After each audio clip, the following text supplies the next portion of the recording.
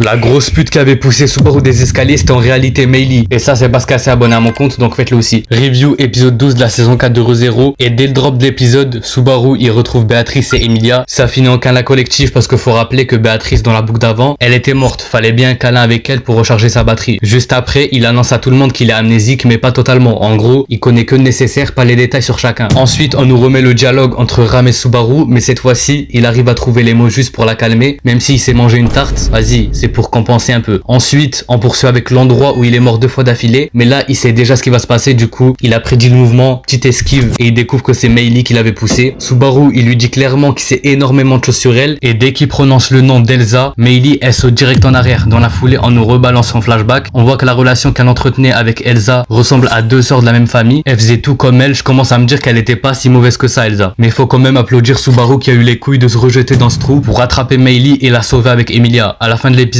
ils ont mis les choses au clair. La prochaine mission, c'est d'aller lire le livre de mort de Reine Van Astrea pour trouver son point faible. En tout cas, cet épisode, il était trop pique. J'ai trop kiffé. Hâte du prochain épisode.